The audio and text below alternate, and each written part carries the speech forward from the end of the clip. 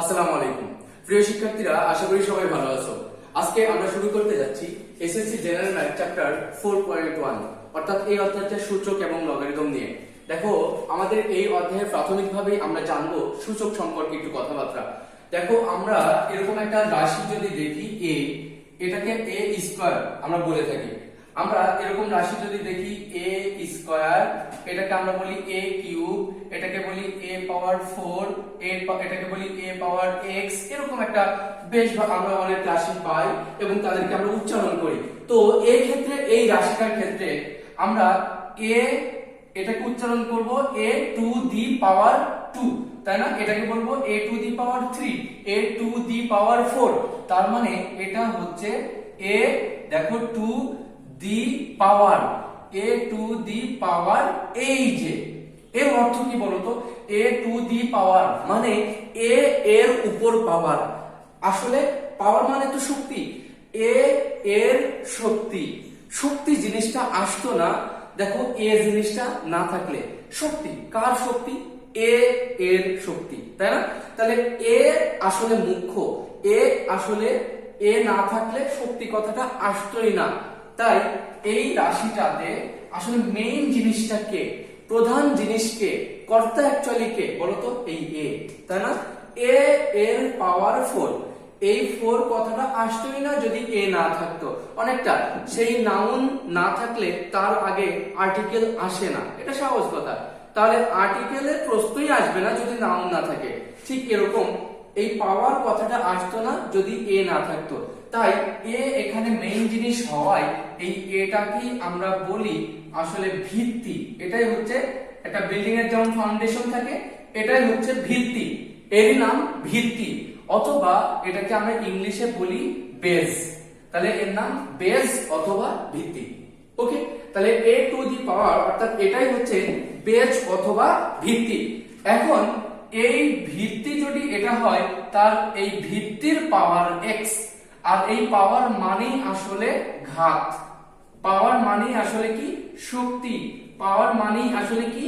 এই যে সূচক, পাওয়ার মানেই আমরা কি বলবো? মাত্রা। তাহলে a এর ঘাত কত? x, a এর শক্তি 4, a এর ঘাত সূচক 4। তাহলে এই রাশিটা অ্যাকচুয়ালি দেখো, এর সরল একটা যখন রাশি বলি, এর উপরে কিছু নেই, কিছু নেই মানেও তো আমরা জানি 1 আছে, রাইট? তাহলে যখন ঘাত 1 হয়ে থাকে, 1 লিখলেও চলে, না লিখলেও চলে, তখন রাশিটাকে আমরা নরমালি সাধারণ বলে ফেলি। কিন্তু এটাও একটা রাশি এবং এভাবে কোনো একটা ভিত্তির ঘাত সহ কোনো একটা ভিত্তি যে রাশিটা তৈরি করলো, এই ধরনের রাশিগুলোকে আমরা বলি সূচকীয় রাশি। তাহলে এদেরকেই আমরা কি রাশি বলে ফেলবো? যে সূচকীয় রাশি। তাহলে এদের নামই অ্যাকচুয়ালি সূচকীয় রাশি। ওকে, এখন এই সূচকীয় রাশিগুলোর আগে যদি a আসে, একটা সূচকীয় রাশি, a পাওয়ার x একটা সূচকীয় রাশি, এই সূচকীয় রাশিগুলোর আগে যদি কোথাও লেগে থাকে এই যে লগ, লেগে থাকে লন, তাহলে এই লন অথবা লগ, এই রাশিগুলো লেগে থাকলে এদেরকে আমরা বলবো লগারিদম রাশি বা লগ ভিত্তিক রাশি। দেখো, লগারিদম রাশি বা লগ ভিত্তিক রাশি, আর এটার নাম সূচকীয় রাশি।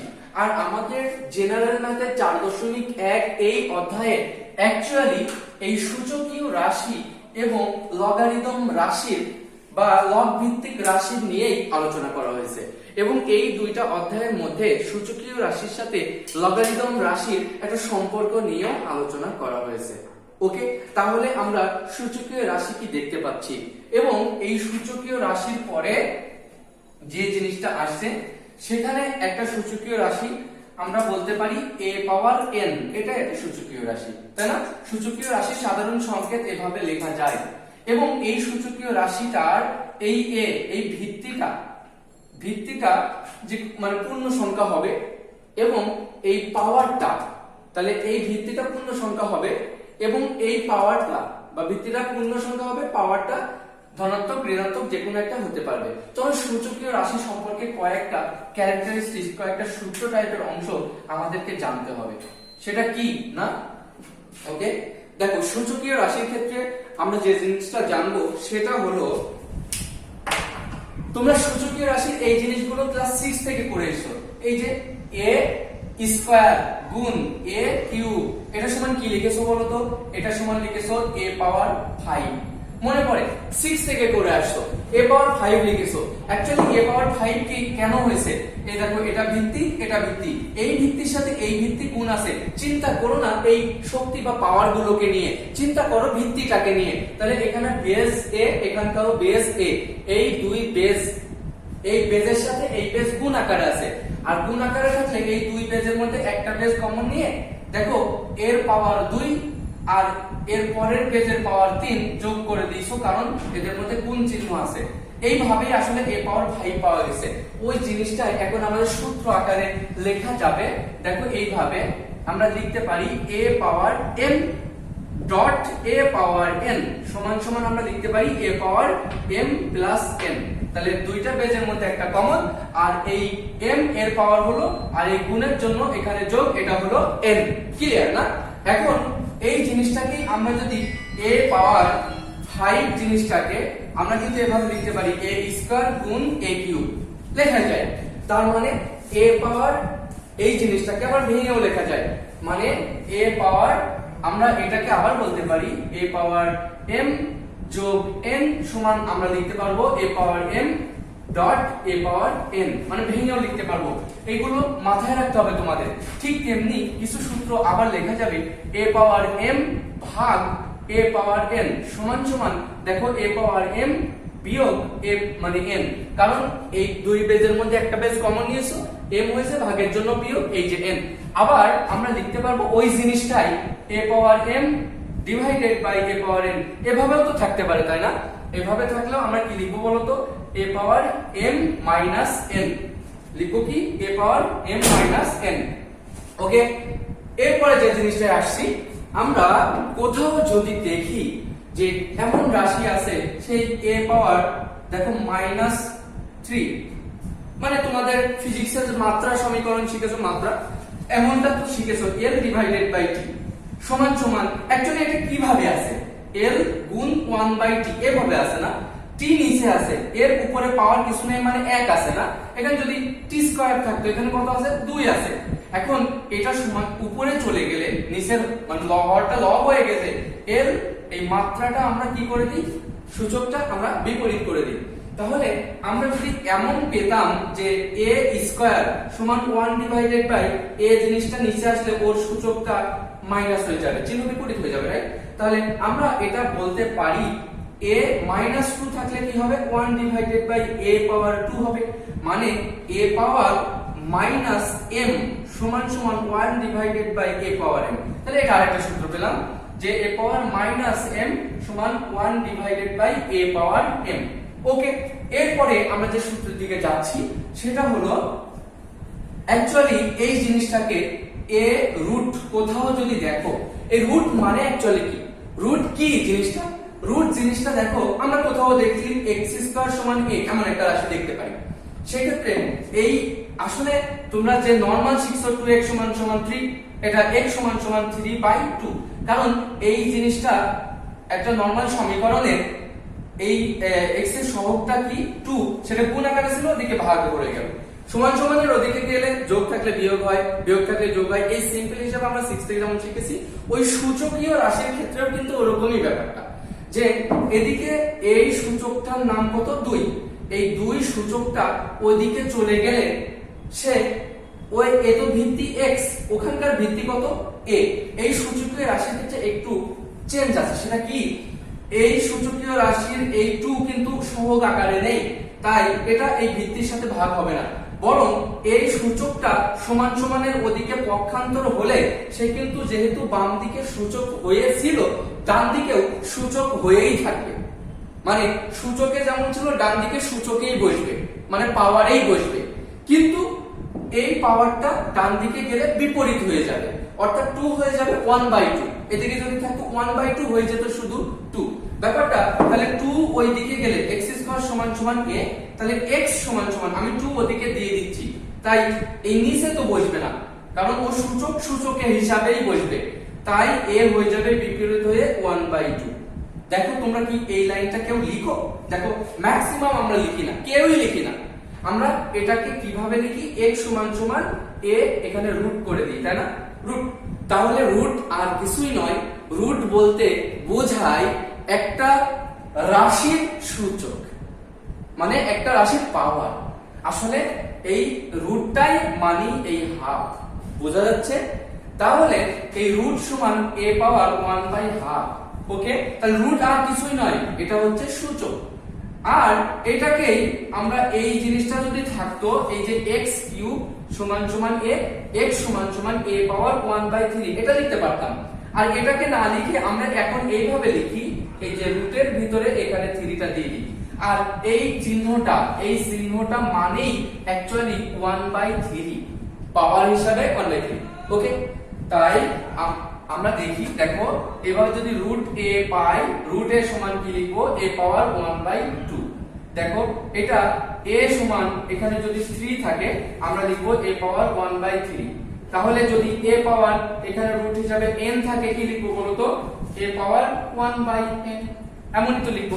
তাহলে এটাকে পড়বো যে a এর দ্বিতীয় ঘাতের মূল, হ্যাঁ, সেকেন্ড রুট অফ a। দেখো a এর তৃতীয় ঘাতের মূল, এটা a এর n তম ঘাতের মূল, হ্যাঁ, 3 ঘাতের মূল না, তৃতীয় ঘাতের মূল। ক্রমবাচক আর সংখ্যাবাচকের একটি ডিফারেন্স এখানে থেকে যায়।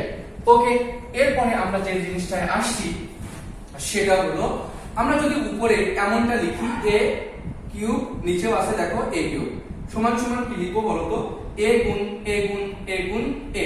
এই কিউব বলতে বোঝায় এই ভিত্তিটা আসলে 3টা আছে, নিচেও a গুণ a গুণ a গুণ a। আসলে এই কাটাকাটি করলে কিন্তু আমরা ঠিকই লিখি 1, নিচে লিখি 1 না, তারপরে 1 লিখি। অ্যাকচুয়ালি এই কাটাকাটি মানে বোঝায় এর উপরে যেমন 3 আছে মানে বোঝায় 3টা a, এর উপরে 2 আছে মানে বোঝায় 2টা a, এর উপরে 1 আছে মানে বোঝায় 1টা a। তাহলে যখন তোমার একটা কাটাকাটির পর একটা এও নেই, একটা এও নেই, 1টা কেন লিখেছো? আমরা যে এটা সমান যে 1 লিখি বাই 1, অ্যাকচুয়ালি 1 এই জন্যই বসা হয় যে a চলকটা একটাও নেই, এই যে শূন্য। শূন্য মানে বোঝায় শূন্য সংখ্যা এই ভিত্তিটার। তাই a পাওয়ার 0 সমান সমান অ্যাকচুয়ালি 1, এটা একটা সূত্র হিসাবে আমরা কাজ করব। ওকে, এরপরে আরেকটা জিনিস চলো শিখি, সেটা হচ্ছে এমন যদি কোথাও দেখো a পাওয়ার x সমান সমান a পাওয়ার y এমন আছে, এটা হলে তুমি লিখে দিতে পারো যে এই উভয়ের পক্ষে ভিত্তি সমান, তাই x সমান সমান y, এটা লিখতে পারো। তবে যদি তোমার এর মানটা ঋণাত্মক, এখানে এটা হইলে লিখে দিতে পারবা না। কি হতে হবে? এখানে কোন দুইটা শর্ত আছে? একটা হচ্ছে এই ভিত্তি a, দেখো a এর মানটা 0 থেকে বড় হতে হবে। সংখ্যা রেখা যদি দেখো 0 থেকে বড়, মানে এখান থেকে বড় হতে হবে, 0 সহ না, 0 বাদে বড় হতে হবে। ওকে, তার মানে এই শর্ত হতে হবে, ঋণাত্মক হওয়া যাবে না a। আবার যদি এর মান দেখো 1 হয়ে যায়, তাহলে আমার এমন একটা যদি রাশি আসে যে দেখো 1 পাওয়ার 6 সমান 1 পাওয়ার 7, এমন যদি আমি কোনো রাশি পাই যে 1 পাওয়ার 6 আর 1 পাওয়ার 7, তাহলে তোমার শর্ত অনুসারে এত 0 থেকে বড়, তাহলে এই শর্তটা মেনে চলছে। এটা যদি যেহেতু মেনে চলছে, তাহলে এই শর্ত অনুযায়ী ওই পাওয়ার আর পাওয়ার সমান, তাহলে এটা হলে তুমি কি লিখতে হতো? 6 সমান সমান 7। কিন্তু এটা কি লেখা হয় বলো? কখনো এটা লেখা হয় না, কখনো লেখা হয় না, এটা সম্ভব না। তার মানে এই ভিত্তিটার মান 1 হওয়া যাবে না, কারণ আমরা একটা জিনিস জানি 1 এর পাওয়ার যাই থাক সেটা 1 হয়ে যায় তার রেজাল্ট। তাই এই শর্তটাও মেনে চলতে হবে, এবং a কে 1 এর সমান হওয়া যাবে না। হ্যাঁ, এই দুটি শর্তে এমন কোন রাশি পাইলে সেটা x সমান 1 y হয়ে যাবে, মানে পাওয়ারটা সমান হয়ে যাবে। ওকে, আবার একটা জিনিস দেখো যে a পাওয়ার x সমান সমান b পাওয়ার x। এবার কি দেখো তো, দুইটারই পাওয়ার সমান, কিন্তু ভিত্তি ভিন্ন। এরকম হইলে, এটা হলে আমরা কি লিখতে পারবো জানো? এই পাওয়ার বা ভিত্তি সমান। ওকে, কিন্তু এখানে আরেকটা ব্যাপার আছে, সেটা হলো যে a পাওয়ার এই জিনিসটা a কে কি হতে হবে? 0 থেকে বড়, কমা ওই ভিত্তিটাও বি কেও কি হতে হবে 0 থেকে বড়, মানে নেগেটিভ হওয়া যাবে না। এবং এই x এর মানও দেখো 1 হওয়া যাবে না, কারণ x এর মান যদি 1 হয়, আচ্ছা তুমি এটা হিসাব করে দেখো, x এর মান 1 হওয়া যাবে না, কারণ এটা 8 পাওয়ার 1 আর এখানে মনে করো আছে 7 পাওয়ার 1, তাহলে কি তুমি বলতে পারবা 8 সমান সমান 7? না, এটা তো ভুল হয়ে যাচ্ছে, কারণ কারো পাওয়ার 1 থাকা মানে সেটাই হয়ে যায়। তাই এবং x সমান সমান নট 1 শর্তে, তাহলে এই শর্তে এটা লেখা যাবে। তাহলে তোমরা অবশ্যই এই দুটি শর্ত খুব ভালো করে শিখে নিবা, ওকে, মনে রাখবা, কারণ এই দুটি খুব এমসিকিউ হিসেবে আসে এবং আমাদের হায়ার ম্যাথেও এগুলো কাজে দিবে। ওকে, এখন মোটামুটি এই শর্তগুলো অবশ্যই যখন খাতায় নোট করবা, এগুলোর পাশাপাশি এটা অবশ্যই লিখবা। এখন আমরা অনুশীলনের অঙ্কে চলে যাচ্ছি। অনুশীলনের অঙ্কে আমরা বইয়ের 4.1 এই চ্যাপ্টারে আমরা 1 নম্বর অঙ্ক উঠেছি। তো 1 নম্বর অঙ্কে দেখো এই ভিত্তির সাথে এই ভিত্তিটা 7 এর সাথে 7 মিল আছে, একই ভিত্তি এবং এই দুই ভিত্তির মধ্যে গুণ চিহ্ন, তাহলে আমরা এই দুই ভিত্তির মধ্যে একটা ভিত্তি কমন নিয়ে পাওয়ার যোগ করে দিতে পারি। আমরা কি লিখতে পারি এখানে 7 পাওয়ার দেখো 3 মানে -3, কারণ আমরা বুঝতে পারছি এর পাওয়ার 3 সূত্রের প্লাসে মাইনাসে -3। ওকে, ডিভাইডেড বাই এটা কি লিখতে পারো 3 একটা ভিত্তি, এর পাওয়ার কিছু নেই মানে 1 আছে, এবার প্লাস গুণের জন্য প্লাসে মাইনাসে -4 এটা লেখা যায়, রাইট? এখন এটা কোন সূত্র অ্যাপ্লাই করলে, যেহেতু a power m dot a power n সমান সমান a power m plus n side note দিতে পারো। এটা দিলে খুব ভালো, না দিলে কোনো সমস্যা হয় না, কারণটা আসলে মার্কস কাটে না এখানে। তাহলে আমরা এটা লিখতে পারছি 7 পাওয়ার 0 আর নিচে 3 পাওয়ার -3 এমন এসে গেছে।